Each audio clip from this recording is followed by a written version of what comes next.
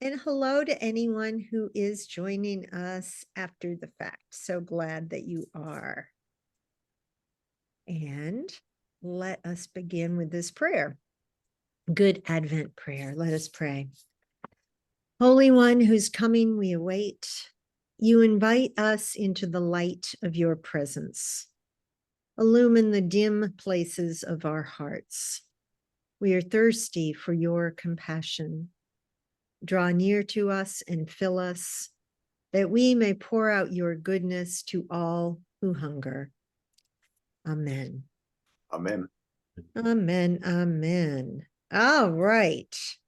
And so by my reckoning, we are starting chapter 25 today. Is that correct? Does anyone have something different? I believe we finished up our conversation last time of 24. Let's go back and look at 24. Make sure there's nothing burning in you that hasn't been said. We talked about the faithful and unfaithful servant / slave. We spent a lot of time talking about apocalyptic literature last week. Good Advent theme. Is there anything else from 24 that you felt you wanted to revisit? We can always go back if something hits you. Okay. All right. So before we hit the parable of the 10 bridesmaids, which we heard a few weeks ago, I thought it would be helpful to read a couple of passages from the Old Testament.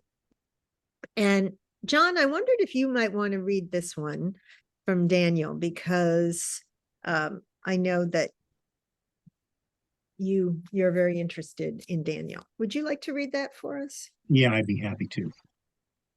As I watched in the night visions, I saw one like a human being coming from the clouds of heaven. And he came to the Ancient One and was presented before him. To him was given dominion and glory and kingship, that all peoples, nations, and languages should serve him. His dominion is everlasting dominion that shall not pass away, and his kingship is one that shall never be destroyed. Thank you. And just a couple of notes. So this, I saw one like a human being in Aramaic, one like a son of man. And then he came to the Ancient One in Aramaic, the Ancient of Days. It's a phrase that I've always loved. And then I wonder, actually, this passage from Zechariah is pretty long. Maybe, oh, here comes Louise, yay. Let's let Louise come in.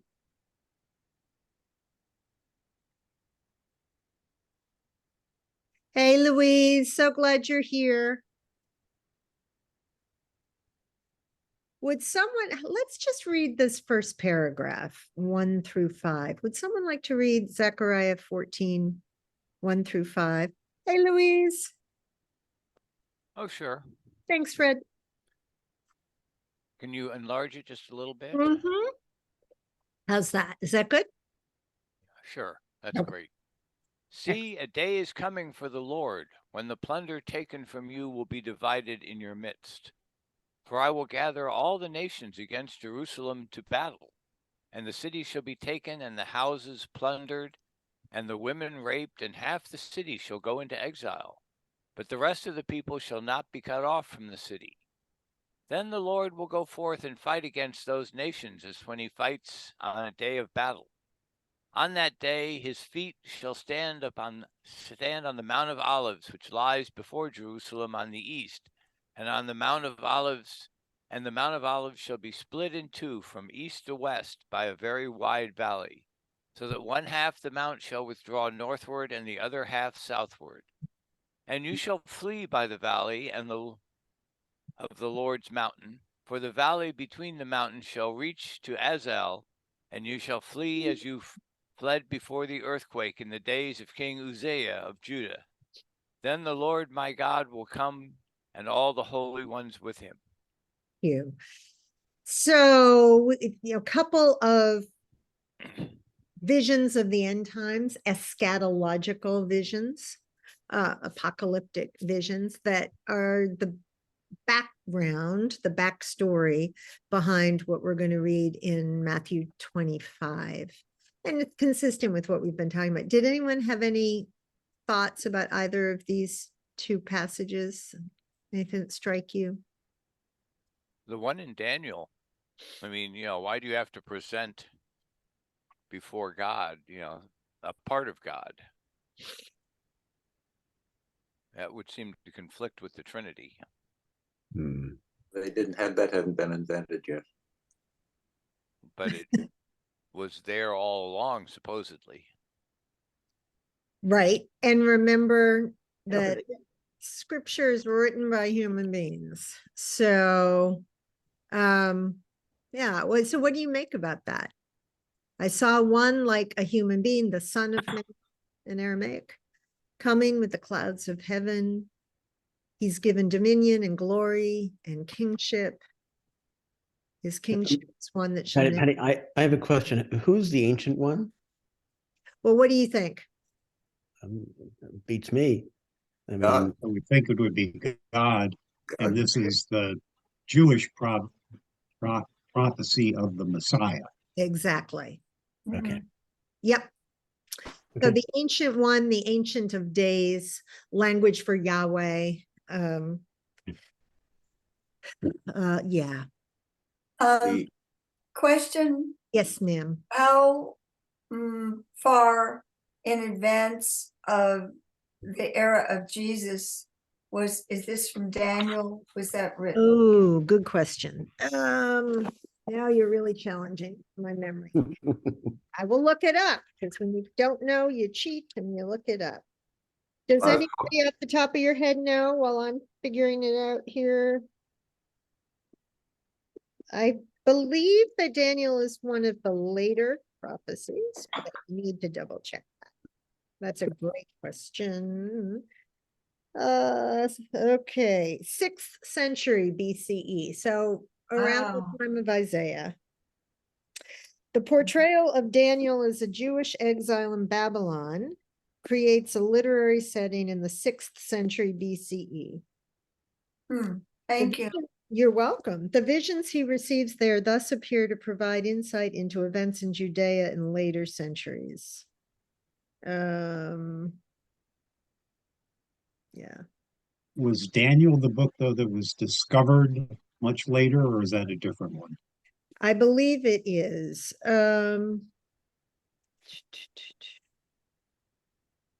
Let's see. Hang on one second.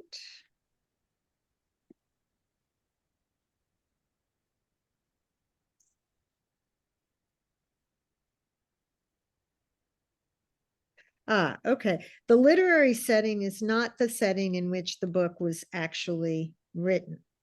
Okay, so the book was written later than the 6th century. The fact that chapter 11, blah, blah, blah, refers to Antiochus Epiphanes, so Hanukkah, makes it clear that the book took its final form during Antiochus's persecution of the Jews, which began with the desecration of the temple in 167 BCE. So this is pretty close before Jesus, less than 200 years. While one group of Jews led by the Maccabees resisted militarily, others offered passive resistance. Much of the material in chapters 1 through 6 originated in the 4th and 3rd centuries and circulated independently. Okay, but that doesn't help us because this is 7. Okay.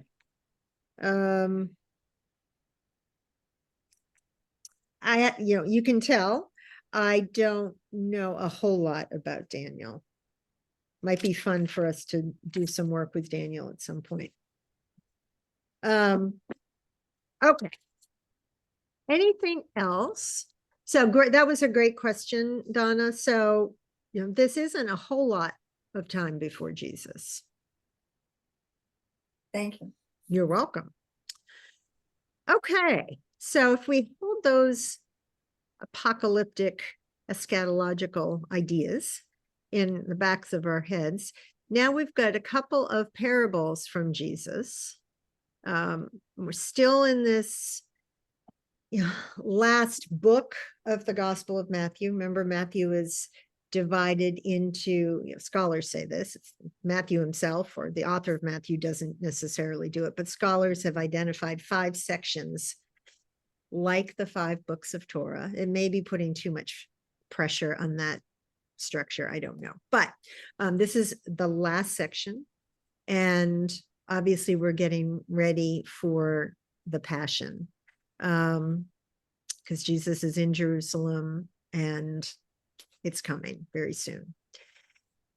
Would someone like to read this first parable of the 10 bridesmaids? Okay. Thank you. Um, Can you then- see it okay, Ellie? yes, I can see it fine. Thanks. I'll come and squint at it. Um, Then the kingdom of heaven will be like this. 10 young women took their lamps and went to meet the bridegroom. 5 of them were foolish and 5 were wise. When the foolish took their lamps, they took no oil with them, but the wise took flasks of oil with their lamps.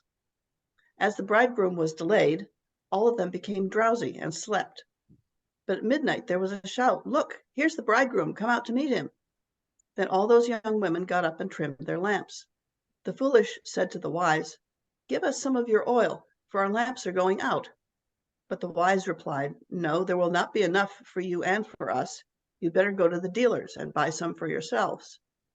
And while they went to buy it, the bridegroom came, and those who were ready went with him into the wedding banquet, and the door was shut. Later the other young women came also, saying, "Lord, Lord, open to us." But he replied, "Truly I tell you, I do not know you. Keep awake, therefore, for you know neither the day nor the hour." You. And let's see, are there any of these footnotes that are useful to us? Virgins, yeah. Okay. What do you all hear? What catches your attention? Doesn't the bridegroom normally hang out with his friends and the bride with her friends before a wedding? Oh, that's Well, consistent, isn't it? I think they were going out to escort him into the place where the wedding and the banquet were going to be. Probably the bride's Yeah. already there. I think one of the footnotes mentioned the bride. Let's see. 25:1, yes. 10 young women and the bride took their lamps and went to meet the bridegroom. So it depends on which manuscript you're looking at. Hmm. The Amy Jill says that 3 and 4, oil sometimes used in conjunction with lamps, a metaphor for righteousness or good deeds. Excellent. So how does that inform everyone's understanding of this parable? What is Jesus getting at here, do you think? Remember, he's just kind of spewing off one after another of these parables right now. Well, There if seemed to you be don't, much forgiveness in this one. no, You know, I mean, there isn't any gnashing of teeth, but Well, he buried the lead. I mean, the message is down in 13. Hmm. Be prepared for salvation because, Mhm. you know, you don't know when it's going to come. It's like what we were talking about last week with, you know, you have to be ready. You have to be, you know, in God's good grace at that moment in time, hopefully. and if you're not, there is no forgiveness. mm-mm.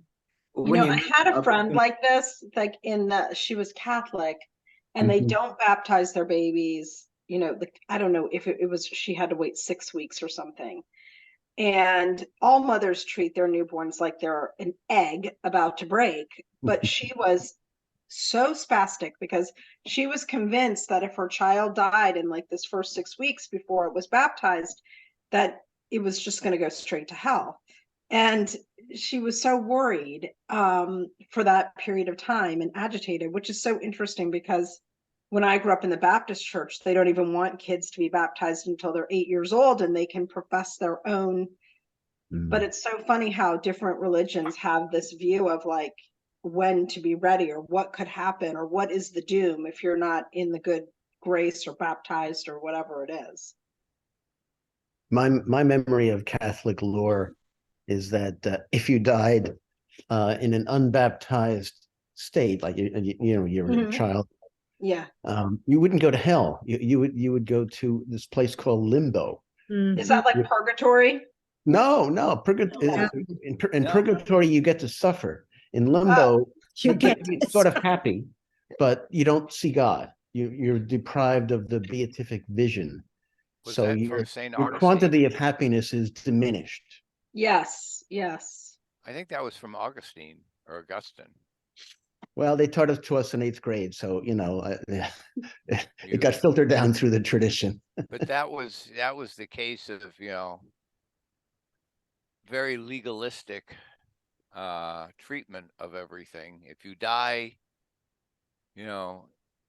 what happens to you? Something has to happen to you, but you can't go to heaven because you haven't embraced God. And I find, I mean, it's enough to make anybody leave the church altogether. There is no forgiveness in this type of doctrine. There is no, either you're screwed or you're not. Well, Fred, I hear you. But just looking at this text, I don't see forgiveness as an issue as much as missing the point or missing an opportunity on a very human scale. If you are ready, if you are alert, if you understand what's going on around you, you will perceive and you will be able to respond. The ones who aren't paying attention, they just miss the opportunity. It doesn't say they're going to hell or anything else. It just says that they missed their chance. Yeah. They call for the door to be opened, and they missed their chance. The door's and the Lord closed. says, "I do not know you." Yeah. Mm-hmm. That's the worst that happens. Yeah. That pretty much eternity. puts them in the category of people who are evil. Well, okay, but we're starting with the kingdom of heaven. When it arrives here on earth, will be like this. Not when the kingdom of heaven and you die and you go to it. Thank you, Ray. Good. To keep your eyes open and you will see the kingdom of heaven here. Here, right here. Yes. You will greet the bridegroom. You will rejoice. You will live fully. It isn't deferred punishment in my reading of this. One of the things I would caution us about, and it's hard because we're sort of hardwired to do this, is not to understand the story as a parable, that it's not a one-to-one correspondence. There are allegorical elements, but it doesn't mean that every single every single component means X.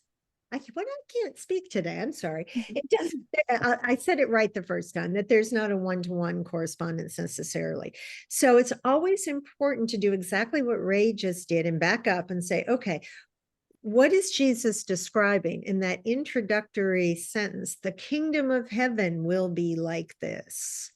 And if we're talking about the kingdom of heaven is at hand, what is that? What is Jesus doing here with this parable? I think I finally got that.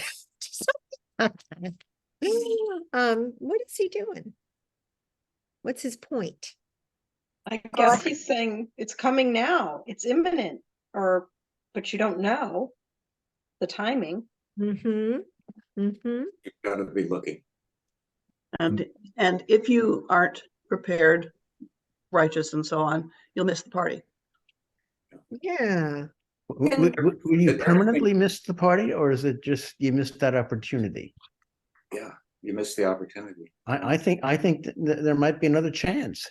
I don't think, the door being shut means it's always going to be shut. It's just that opportunity for seizing an occasion of grace, you weren't awake. You were doing something else. You were playing guitar, or sleeping, or whatever you're doing. But it'll come again. That's I mean, everything between verse 1, 25:1 and 25:13 are the story. The rest of this is commentary to make you remember the first sentence and the last sentence in this big paragraph. This is a way of understanding what he means by, keep awake. I just wanted to kind of address a remark to Fred, because suppose you turn this on its head and make it the opposite. And what happens is that the foolish ones who weren't righteous and weren't good, that they all got in at the end, the wise ones and the other ones. That would be, we'd be so outraged.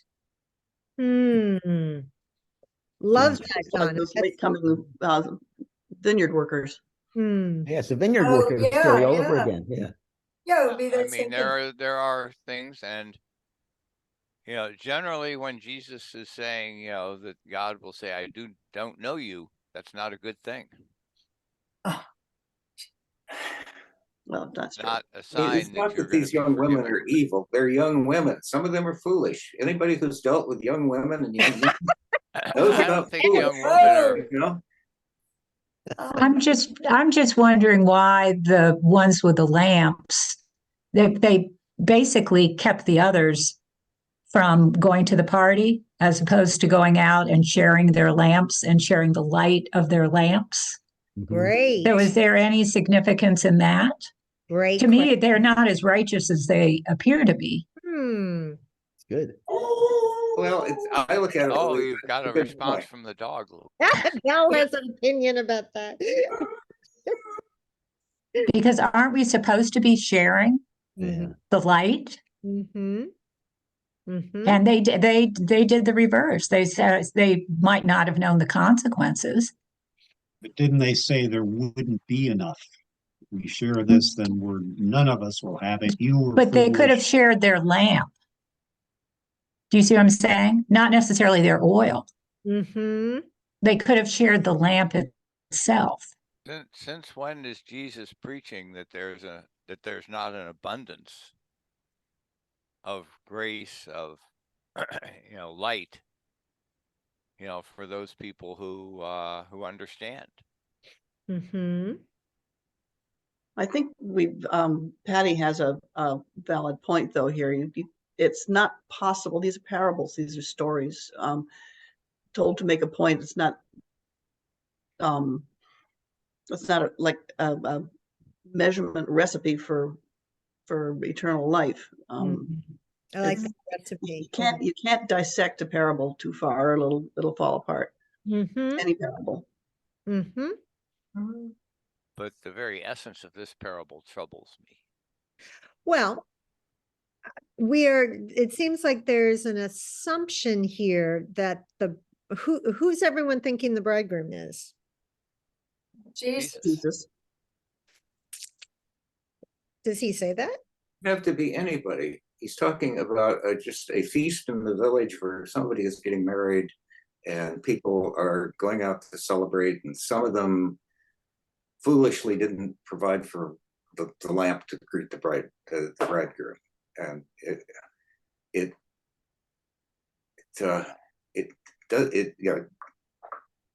we read Jesus into it, but he's talking about the kingdom of heaven, not his own person here in my reading.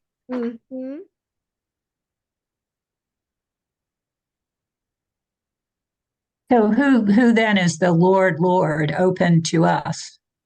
The householder, the master of the house. Party is. Yeah.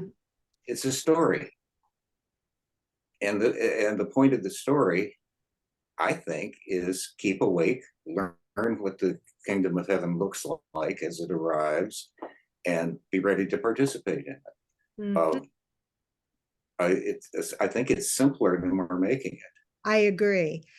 Just a reminder, that in, you know, this is still a society, I guess you could say almost a feudal society, where there are householders and servants. And so the term Lord has a very practical understanding, within that society. It's not necessarily a title for God. Obviously, it can be, but in this case, it doesn't have to be. We get tripped up in English with the word Lord. Yeah. It comes from a word meaning the loaf warden, the person who provides the bread, the boss. And Loaf warden, I like that. it doesn't connote divinity. We have used it so much to connote divinity that we confuse ourselves. The Luke does not have this parable, but he has one sentence that says, when once the householder has risen up and shut the door, you will begin to stand outside and to knock at the door, saying, Lord, open to us. He will answer you, I do not know where you come from. So clearly the household, there's the householder concept of food as opposed to the bridegroom or the other person. That's helpful. Thank you, John. How would you describe the tone of this parable? What's the feeling of it?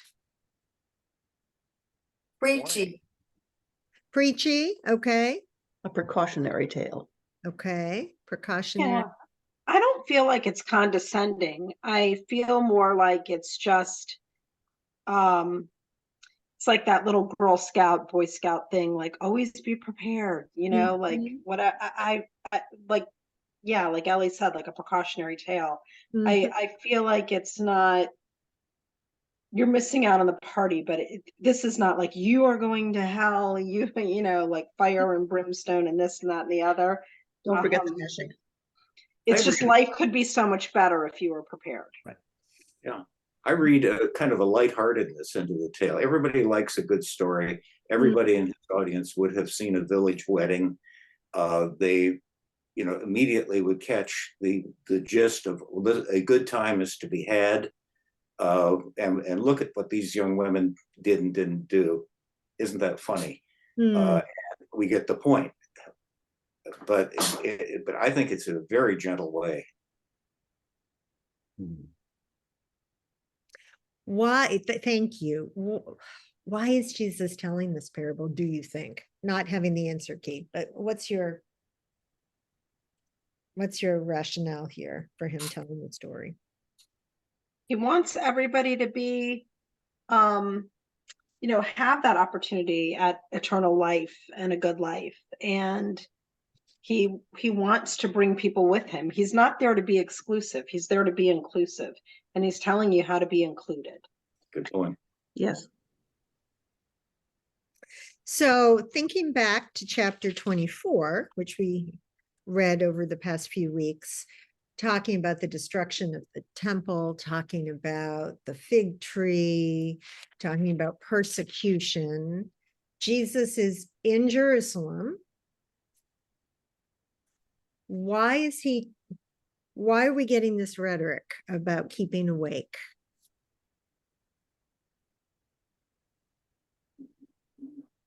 Well, the events that you just named are signs of the times, the destruction. Watch for the temple. Awful things are going to happen, but apparently, the idea of signs of the times, I think, being aware of what's going on around you. And very specifically, in terms of the signs of the times, what is about to happen? Temple. No.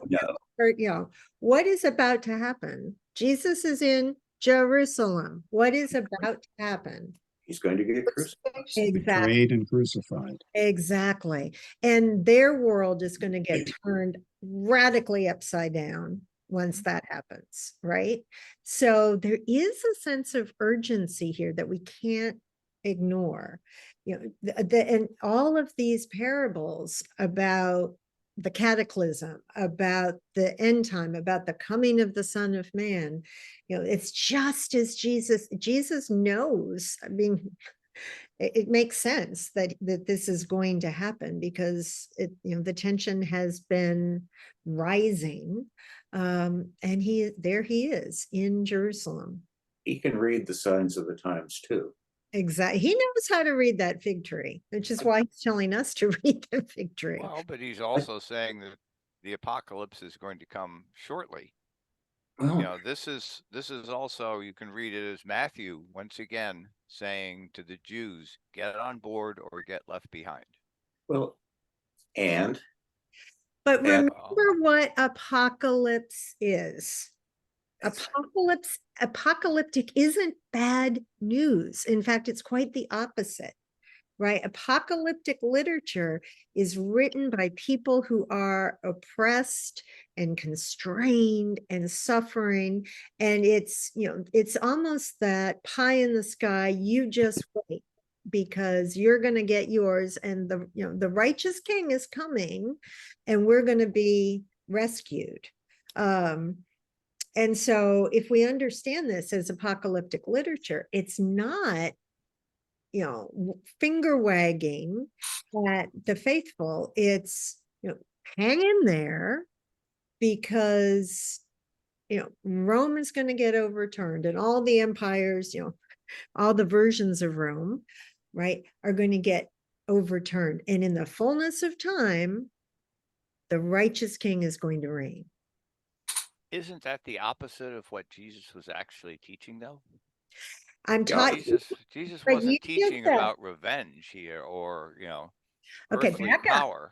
Back up. You just said that Matthew was saying this, and I'm reminding us that Matthew is an example of apocalyptic literature, right?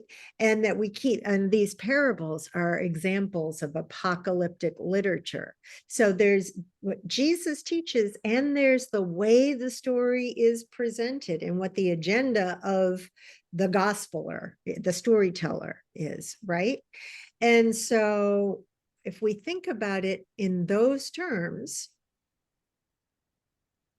apocalyptic is understood as good news when Jesus, the reign of Christ, the kingdom of heaven, that in the fullness of time, God ultimately is in charge, period, full stop.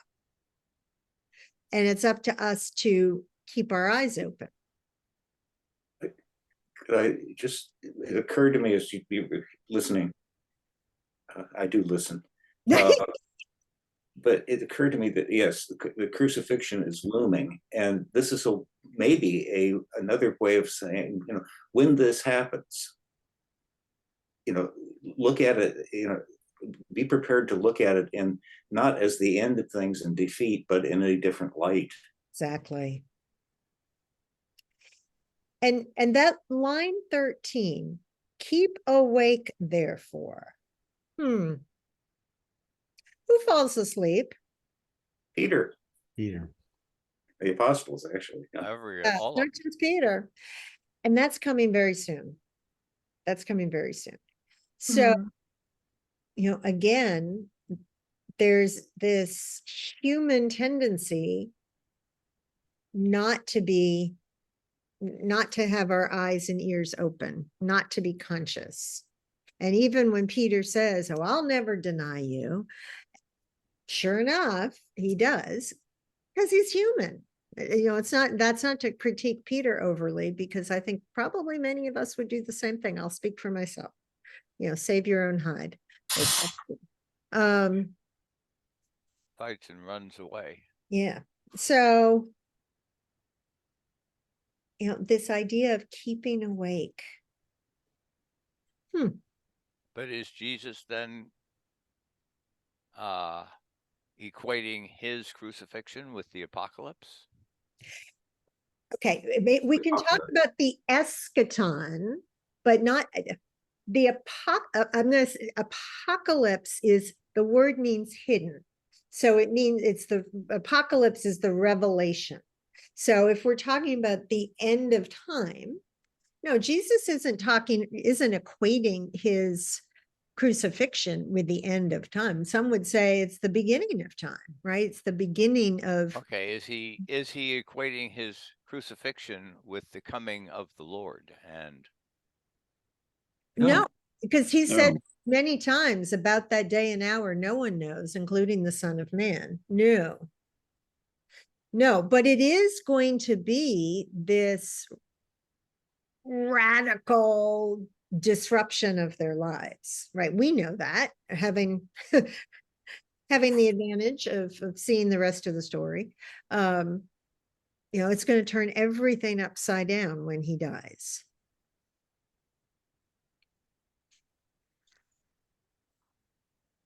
And it's certainly going to feel pretty apocalyptic, pretty eschatological. And then I'm left with the question, or they're left with the question of how do we understand it? Exactly. Now what do we do? Yeah. If it isn't the end, what is it? Yep. That's a great question. That's a great book title. If it isn't the end, what is it? Go write that book, Ray. Yeah. Okay.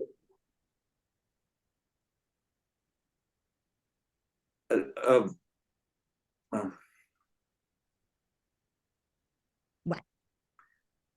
A rabbit hole opened up. I'm going to avoid it. Oh, but rabbit holes are fun. We like the rabbit hole. Well, I just okay. I'll put the bait out. I mean, often the warnings are addressed to a crowd. This seems to come down to individual behavior, which is each individual having to be awake. And it seems to me more personally oriented than many of the other stories. And I don't know what if that is significant or not. But for those of us who look at salvation as what happens to a group or community, as opposed to something absolutely individual, this goes back a little bit more to the individuals. I don't think that's a rabbit hole at all. And I think that's actually a very helpful way for us to back up and remember, to whom is Jesus talking to here? Do you remember? No, I don't remember. Does anybody? Is it still just talking to the disciples? Yep. Hmm. If we go back to, okay. So we had in 23, we had all those woes, right? You scribes and hypocrites and Pharisees, and he was really attacking the leaders who were leading people astray. Now, 24, Jesus comes out of the temple. His disciples came to point out to him the buildings of the temple. Then he asked them, do you see all these? I tell you, not one stone will be left here upon another. All will be thrown down. And so these next teachings and parables are addressed to the disciples.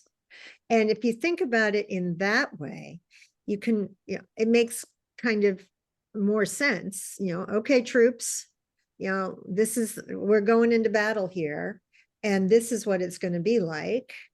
And so, there's that's in many ways, this is kind of like a farewell address to the troops. Mm. And understanding it. So when you said that, Ray, about it's more personal, that makes sense, right? Because it's addressed to a smaller group of people. And he's trying to impart some stuff to them. They've come this far, they've seen a lot, they've made some mistakes, but they're still here, right? And so what does it mean for their discipleship on the other side of the crucifixion? So And even in Mark, it wasn't all the disciples. It was just Peter, James, John, and Andrew, just the four key ones. Andrew made the cut that time, because usually it's that inner circle of three, Peter and James and John. So Andrew got to join. So Matthew doing what Matthew often does. He takes the kernel of Mark and broadens it a little bit. But it's still the disciples. So why don't we read the next paragraph and see, the next parable rather, and see if that sheds any light or if it complicates things further. And we see that we've got some weeping and gnashing of teeth coming up. So Fred will be happy. All right. Would someone like to read the parable of the talents for us? This is one I think most of us know pretty well. Mm-hmm. Who would like to read?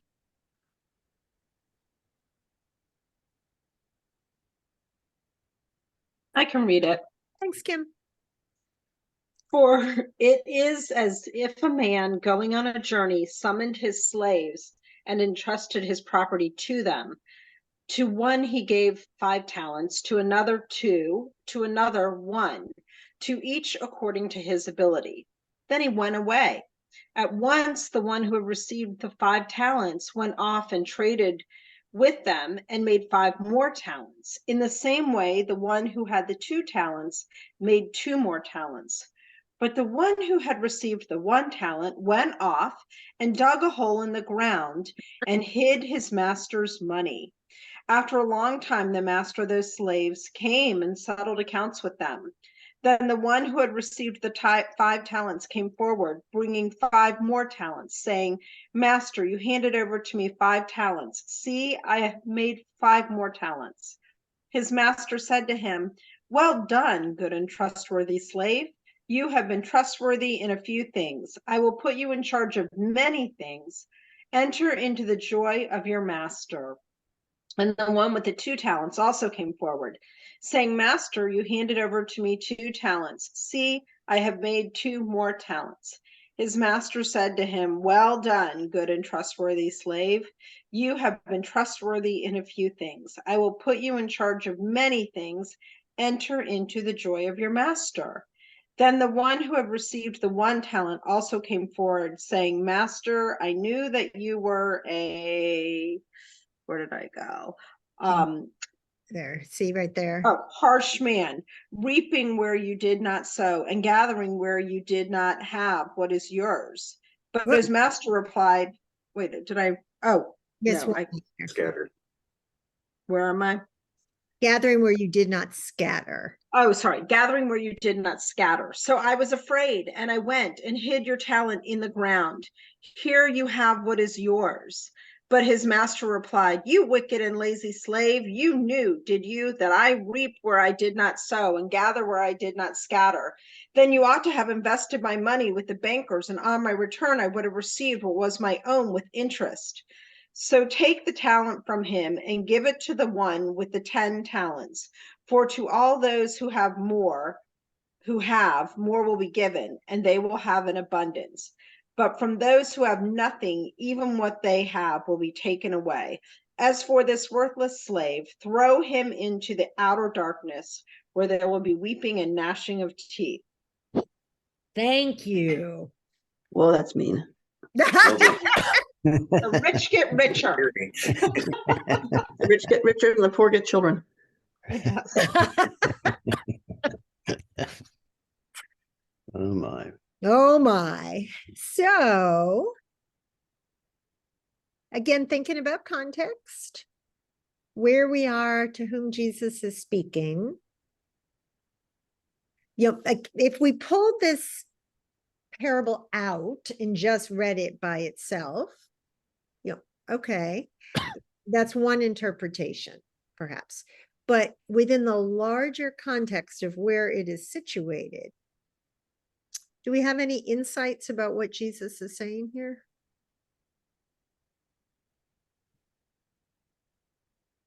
Well, this was always translated to me that, and the coincidence of a talent as a unit of money and a talent as a skill, blessing, ability, has always irritated me. But the point that I was given by my Sunday school teacher was that if you have been given blessings, then you better do something really special with them, because otherwise you'll have wasted them and get thrown into the outer darkness. Mm. I had Live up to your potential. Hmm. I had another interpretation that I've heard at one time that I cannot get out of my head, and I'll share it with you so it'll bother you too. Like an earworm. Go.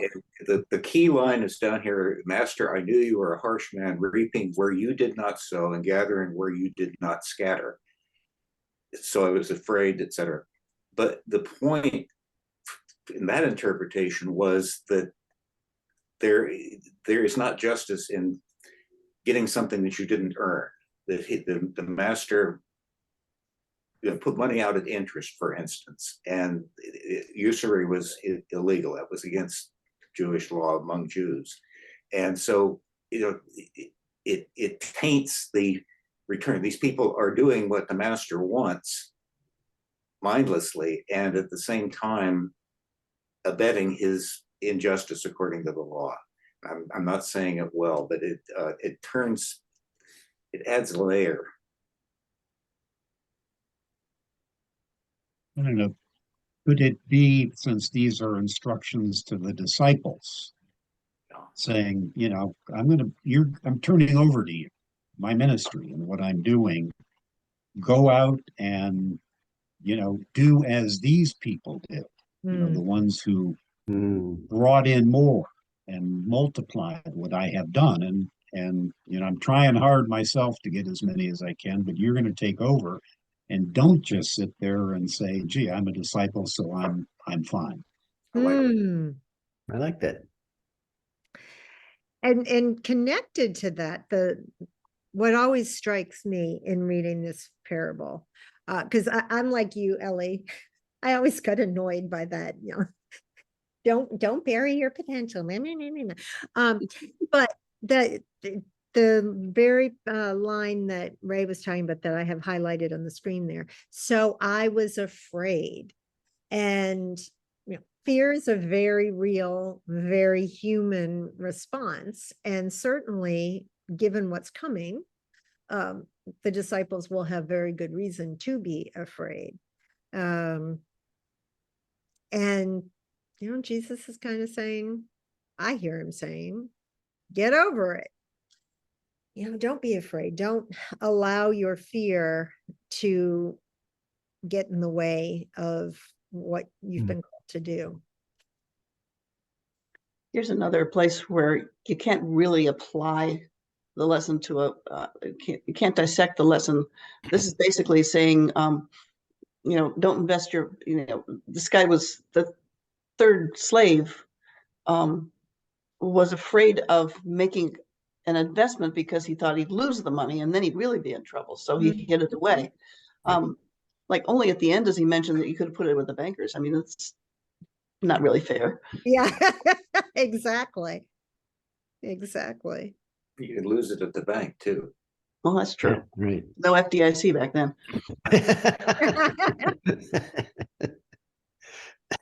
I like John's interpretation. That it has a good feel to me. Don't just sit there and enjoy being a saved person. Go out and save some more people.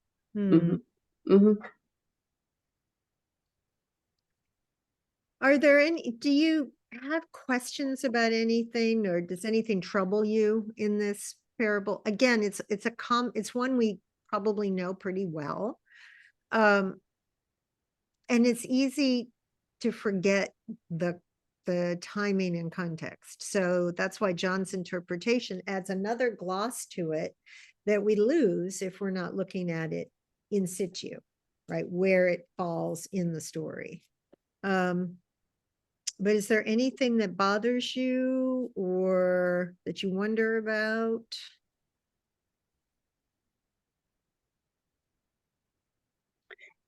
Is there a linguistic connection between talent and talent here? Can we look at the Greek or Aramaic, or whatever you've got? Let's see, we'll start with verse 15.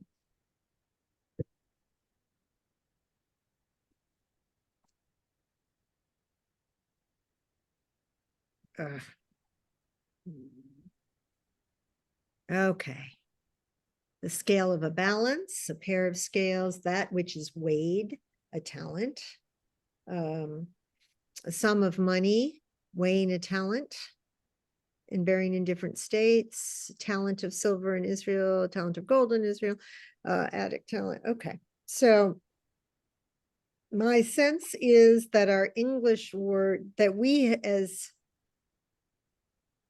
English speakers have taken this and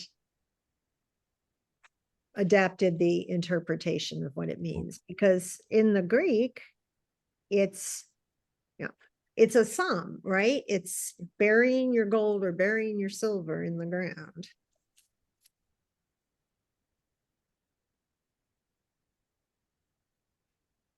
I find it troubling that these so-called good servants and bad are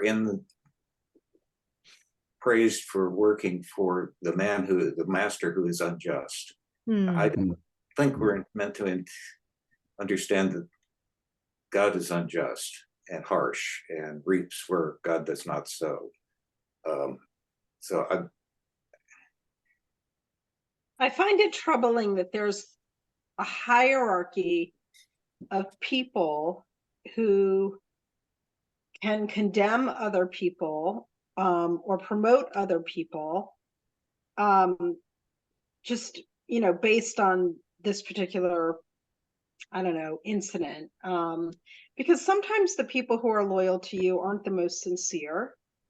Sometimes do you know what I mean? It's like, I don't like to think of like slave owners who just get to, I don't want to say arbitrarily make decisions, because maybe they do make it on a historic past in this case, but I just find it frightening that people can have that much power over other people.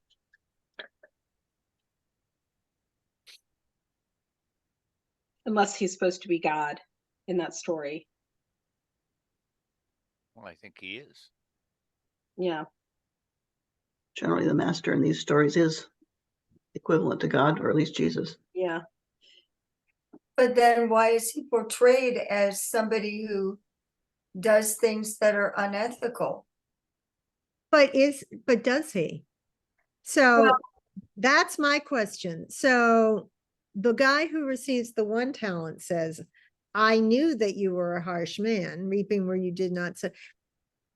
Is he really a harsh man, or is that servant saying that? Well, he admits that he is. He says, "You knew I was that I didn't reap where I sowed." I always took that to be sarcasm. I Me did too. Yeah, too. me too. Yeah. I did too, Fred. Because you can Yeah. hear that voice. You knew, did you? Yeah. Like, Yeah, that's But maybe that was appealing in the olden days, this God-fearing thing. The people that you feared were the people who were worthy of being feared, right? I have a friend from a different country, and she was talking about how she doesn't think Americans are snobby enough. Because in her country, when you're snobby, it's because you have something to be snobby about. And that the people who are modest and aren't snobby are, like, they're penniless, they're lazy, they're slothy, you know what I mean? So it's almost like if you're feared, then maybe it's a good thing. Like, we don't want to be feared in our world, but maybe they want to, maybe that's a good thing in their time. so I've got to play the devil's advocate for a minute. In this parable, we were saying, well, the householder isn't God, it's just a story. And Lord refers to how did you say it, Ray? loaf warden. The what? Loaf warden, the bread giver. Loaf warden. Okay. So I just want to point out, we got to try to be consistent when we read these parables, because here we're saying, oh, no, the householder is not God. But here we're saying, oh yeah, the master's God. So what do you think? Well, Patty, I'm confused because I thought we were talking the difference between the bridegroom and the householder. Because I do think to be consistent, that the householder is God, as opposed to the bridegroom being Jesus or something like that. What do y'all think? Well, I think in the foolish and wise virgins, the only authority there is the bridegroom himself. They're having the party at his house, I guess. Maybe we're supposed to just take from it that you must multiply what's given to you, that you have to spread the word and not worry about whether it was a good master or a bad master. But the point is abundantly clear that it is good to multiply what you have if it's a good thing. And following along with that, so this section begins, the kingdom of heaven will be like this. And then you get the first parable. And then you get, for it is it, I cannot say this, for it is as if. It's no wonder I can't say that. So this is a continuation of this kingdom of heaven, Yeah. right? So, and again, that's so often we hear this. I think this one gets pulled out a lot, to Ellie's point, in Sunday school about, well, make sure you do something, make something of yourself. Okay, but it's really talking about the kingdom of heaven, at least in this context. So the kingdom of heaven, according to this parable of the talents, the kingdom of heaven is like what? What are we supposed to take away about the kingdom of heaven? Is it what Donna just said?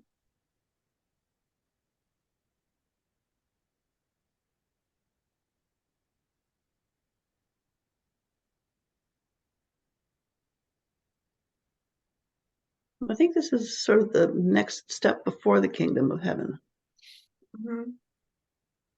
I mean, does it have to be this is the kingdom of heaven? I mean, it sounds like this is an instruction to the disciples of what they must do. Right. To prepare for it. It says, for it is as if. It's so hard for me to say. So it seems to me like this is a continuation of the previous teaching, right? Yeah. So, if the kingdom of heaven is coming and we're supposed to stay awake and keep our lamps trimmed and all that, then we're also, the next step is take what you've been given, and someone was talking about, and multiply it, right? I think it was John who said that. Multiply it, take what you've been taught, take this ministry, take this evangelism, and continue to spread it. It seems to me that's how it's set up. It may not be how we always have interpreted previously, and I know that's certainly true for me. But if we look at how it's set up as we've received Matthew's gospel, and we can debate about, well, did Jesus really say it this way? We don't know, right? But as we receive it, it seems like it's still talking about the kingdom of heaven, or how to bring in the kingdom of heaven, how to live in this new reign, this new era. Well, he does start off with saying, again, it is like. Exactly. Which would be. Yeah, there's that. Patty, you keep referring to the fact that Jesus knows what's coming. And don't you think he does? Well, I think you've also said that, you don't believe God required Jesus to sacrifice. Jesus was not a required sacrifice. Those two things are not inconsistent. Knowing that he's going to be put to death is not the same as God requiring a sacrifice. So I think those two things can. Yeah, I think that's right. Yeah. And it's just, given that he's run afoul of the empire, he's run afoul of the Jewish authorities. I mean, really, I think, and he's also predicted numerous times that the Son of Man will be offered up, over and over again. We've had these passion predictions. So I think he does know what's coming. Does that mean that God requires a sacrifice? Not at all. No. So, but back to your, I like reading the two parables together. That makes a lot of sense. But aren't they both just about what you need to do to be worthy of the kingdom of heaven, rather than a description of the kingdom of heaven itself? Right. And the first one, it says you've got to stay awake, and the second one, you've got to multiply, recruit more people, for the kingdom of heaven, not just sit around and enjoy your salvation.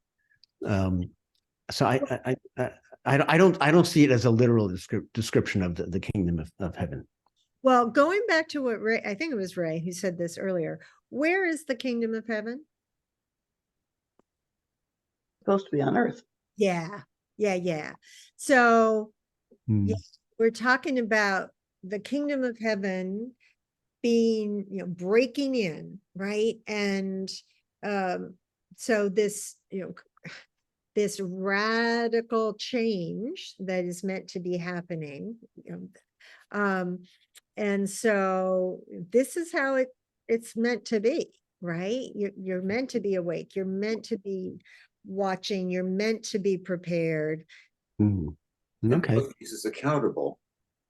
What? I'm sorry, Ray. What was that? I think in both cases, both sections of this that we're reading, there's an element of accountability, surprise and accountability. You may be called to account when you don't expect it. Yeah. And the surprise piece, you're right, in both cases, certainly that poor third servant who thinks he's doing being very, conservative, right? Maybe he gets slammed. But if that's, this is interesting because and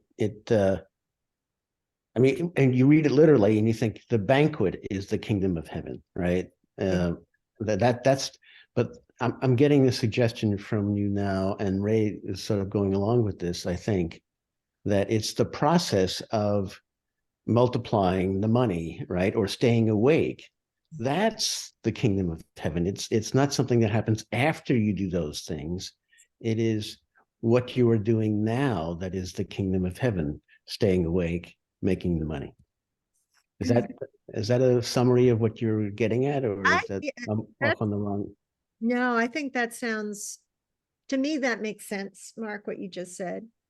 Okay. And when Ray was just talking about accountability and surprise, I think one of the generalizations we could all make about parables, whether we read them literally and allegorically or not, is that almost always there's that gotcha moment. There's that surprise that a parable never quite turns out the way you expect it will, right? And if you think about the famous, prodigal son or the good Samaritan, I realize those are in Luke and not Matthew, but they're sort of the paradigmatic parables that you expect one thing is going to happen, and in fact, whoop, is the other thing.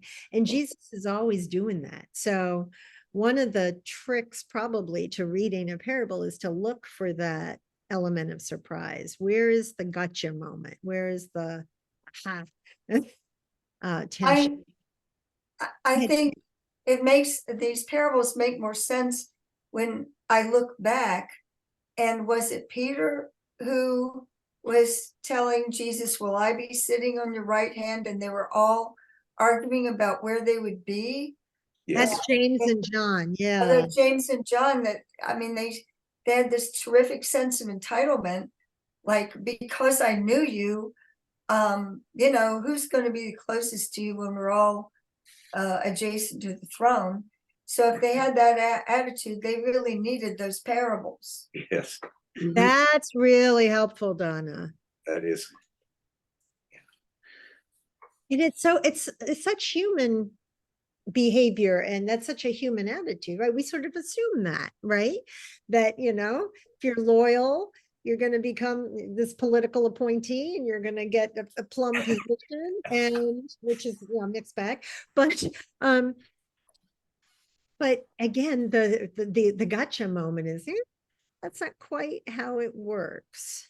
That was very helpful, Donna. Can I step back and throw a bigger puzzle out? And I mean, one of the underlying props to these stories is God is acting in human history. Mm. And, you know, that's difficult to understand. It's difficult to be aware of. I mean, just look at, I just would throw out the question. I mean, look at Jerusalem today. What is happening? What is God doing actually? Mhm. And I think it's very hard to discern that. Absolutely. And I think that that's, you know, the point of being alert to it, and the idea that God may be acting in a way that we don't expect, even now, that's important to me. I don't know if anybody else gets that. This is, the scripture isn't dead. God continues to act in history if it acts at all. I'm reminded of the slogan that the Congregational Church, UCC, used to use. Maybe they still do. And it's just, God is still speaking. You know, you'd see that on banners. And I always loved that because, yes, this is not, scripture is not dead. This is not a closed book that, you know, it's an historical account that isn't still living. Yeah. You know, I would say, I think the church as an institution historically has tried to make it hold still and make it intelligible back, just as we're doing. Yep. Yep. And that, I don't think, is the story. Well, and I think it's a both and, because we look back and we say, okay, so, well, going back to what I said to you before, you know, that you should write that book. If this isn't the end, what is it? Right? That could be that could be the subtitle of Bible study, because, okay, you know, this happened, this account has been passed down through the generations, through the millennia. Now what? So what? You know, what is God doing in Jerusalem, in Gaza?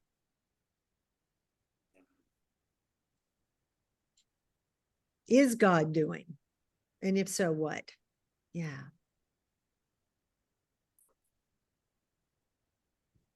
I always have a feeling that in situations like Gaza, God is just sort of just letting humans be themselves, and maybe that'll teach them to regulate themselves rather than have me smite people. Well, and connected to Which is that, a going lesson. back to what Fred was asking about when, you know, he said, Patty, you don't believe that God required a sacrifice, and I absolutely don't. I believe that God knew, Jesus knew human nature, and that, you know, this message, you know, this radical, I keep using the word radical today, but it is radical in the sense of breaking from the past in many ways. That this radical message of forgiveness and love and mercy, that humans would be up in arms over it, and that it would be disruptive, and that ultimately, you know, people being people, that what would happen is that he would have, you know, that he would be put to death. Not because God wanted it, but because humans did it, if that makes sense. That's how God did not require the sacrifice, people did. Correct, exactly. That's how I understand it. And that through that, God reveals the ultimate power of God and the ultimate power of resurrection and new life and new beginning, but that God didn't demand that that happen. I'm totally with you, Fred. Yeah, I'm sorry, I think I cut you off. Go ahead. No, I look at it, you know, we've got all the tools we need to live happy, productive, fulfilling lives. If we're not doing that, I'm not going to blame God over it. Mm-hmm. Mm-hmm. Good point, Fred. Mm-hmm. That's, you know, you look at your kids and, you know, sometimes you do everything for them and they grow up to be jerks. Mm-hmm. And, you know, you've given them everything. It's not your fault. Mm-hmm. You know, I can think of 10 reasons why, you know, it might happen. But Right. The fact is, it happens, and we have decided to do this. And to that point, going back to this second parable, what has been given to us and then what we have chosen to do with it are two separate things, right? Yeah. And that's really what I hear here. And that's why I object to Matthew's, continual gnashing of teeth. We And all can object to that. Yeah. I see it as being, a threat. Hmm. And I don't see Jesus as making threats. He may be just saying, hey, here's a choice. You can go this way, you can go that way. Jesus is trying to bring about a radical change. Exactly. But he's not allowed to force it. But and then so again, you're pointing to the distinction that we've been holding out there, that there's there's the voice of Jesus and there's the voice of the gospeler who is packaging the voice quite often doesn't get it either. And so bearing in mind what the agenda, the objective of that particular gospeler, whether it's one person or a group of people writing under the name of Matthew, there's an agenda, right? And it's, I really do think it's an apocalyptic agenda in that, it's talking about what's going to happen and that the powers that have been oppressing are going to get theirs. That may not be Jesus's language, but it's human language, right? That's it's very human to want to be sure that justice balances out at the end. Jesus never really calls for justice. He calls for mercy, for compassion, for understanding. Justice is not a part of that message. Don't know how you define justice. The bad getting whooped. Or the flip, going back to Donna's exercise about let's turn that on its head. All right, so the bad getting whooped is one kind of justice. And there is the poor getting fed, the poor being provided for, widows being cared for, the hungry being fed. That's justice as well. Jesus definitely talks about that. Yeah. So to Ray's point, it's a question of how do we understand justice? If it's about being lined up with God and the purposes of God, then you can understand the feeding and the care and the provision and the visiting in prison and all of that. And but Jesus, Jesus, I see his message as saying, virtue is its own reward. You are happy. This is the way to happiness. This is the way to a fulfilling life. This is the way to, what people want. I would just extrapolate from that a little bit, or expand that, maybe is really the better way to put it. I don't know that Jesus is so interested in individual happiness, right? He's more interested in changing culture, changing the way people are to one another. And if people are happy as a result of that, great. But more importantly is, are we loving? Are we compassionate? Are we merciful? Do we forgive one another? Do we include one another? Do we refrain from judgment? And I personally, I do think that if we do those things, then yes, we are going to experience the happiness, the sense of virtue. But I don't know that Jesus is looking at individual happiness. I'm not sure that's necessarily his guiding ethic. I might be wrong, but it seems to me he's talking more globally than that. I don't think you get that cultural change without individuals realizing right, but the benefits. Right. But my point is, Jesus isn't targeting saying you too can be happy. He's really looking at the big picture. He's looking more globally. I think that, yeah. I mean, and there's a question directionality, right? Does happiness come from as a result of this global sea change, or does it take all of us individually in our own little silos being happy in order to affect that global change? I don't know that I can possibly answer. That's way beyond my pay grade. We are so far over time. This has been an amazing conversation. Any last thoughts before next week we'll talk about the sheep and the goats. That'll be fun. Goats get a bad rap. What's that? Goats just continue to get a bad rap.